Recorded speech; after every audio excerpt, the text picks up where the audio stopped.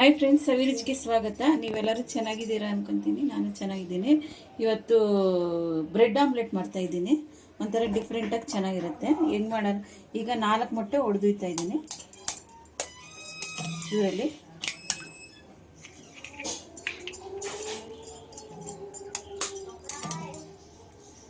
4 ಮೊಟ್ಟೆ 5 ಮೊಟ್ಟೆ ಹಾಕ್ಬೋದು. ಇದು ತುಂಬ ಈಗ ಈ ರೋಡ್ ಸೈಡಲ್ಲೆಲ್ಲ ಮಾಡ್ತಾರಲ್ಲ ಅದಕ್ಕಿಂತ ಟೇಸ್ಟಾಗಿರುತ್ತೆ.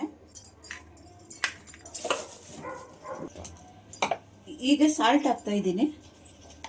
ಒಂದು ಅರ್ಧ ಟೇಬಲ್ ಸ್ಪೂನ್ ಸಾಲ್ಟು, ಟರ್ಮರಿಕ್ ಒಂದು 1/4 tea spoon, turmeric 1/4 tea spoon, ಆಮೇಲೆ ಗರಂ ಮಸಾಲ ಒಂದು ಅರ್ಧ ಟೀ ಸ್ಪೂನು, ಒಂದು ಅರ್ಧ ಟೀ ಸ್ಪೂನ್ ಗರಂ ಮಸಾಲ. ಈಗ ಪೆಪ್ಪರ್ ಪೌಡ್ರು ಒಂದು ಅರ್ಧ ಟೀ ಸ್ಪೂನು, ಆಮೇಲೆ ಚಿಲ್ಲಿ ಪೌಡ್ರು ಅದೊಂದು ಅರ್ಧ ಟೀ ಸ್ಪೂನು ಹಾಕೊಂಡು ಚೆನ್ನಾಗಿ ಬೀಟ್ ಮಾಡಬೇಕು. ಚಿಲ್ಲಿ ಫ್ಲೆಕ್ಸ್ ಹಾಕ್ತಾಯಿದ್ದೀನಿ, ಅದೊಂದು ಅರ್ಧ ಟೀ ಸ್ಪೂನು. ಚೆನ್ನಾಗಿ ಬೀಟ್ ಮಾಡಬೇಕು.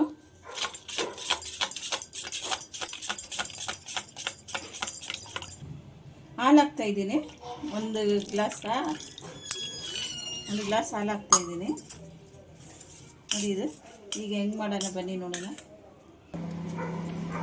ನೋಡಿ, ಈರುಳ್ಳಿ ಸಣ್ಣದಾಗಿ ಕಟ್ ಮಾಡ್ಕೊಂಡಿದ್ದೀನಿ, ಕೊತ್ತಂಬರಿ, ಸ್ವಲ್ಪ ಹಸಿಮೆಣಸಿನ್ಕಾಯಿ ಒಂದೆರಡು ಅದು ಸಣ್ಣದಾಗಿ ಕಟ್ ಮಾಡ್ಕೊಂಡಿದ್ದೀನಿ. ಎಲ್ಲ ಹಾಕಿ ಒಂದು 3 ಈರುಳ್ಳಿ ತೊಗೊಂಡಿದ್ದೀನಿ ನಾನು. ಅದು ಸಣ್ಣದಾಗಿ ಹಚ್ಕೊಂಡು ನೋಡಿ, ಅದು ಚೆನ್ನಾಗಿ ಬಿಟ್ಟು ನೋಡಿ. ನೋಡಿ, ಬೆಣ್ಣೆ ಹಾಕ್ತಾ ಇದ್ದೀನಿ.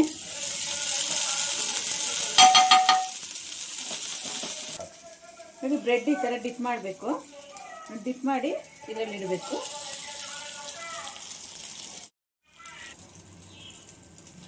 ಮೇಲೆ ಸ್ವಲ್ಪ ಹಾಕಬೇಕು.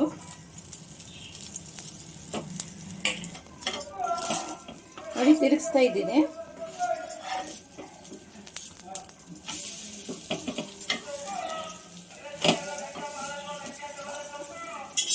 ಮೇಲೆ ಒಂದು ಚೂರೆ ಎಣ್ಣೆ ಈ ಥರ.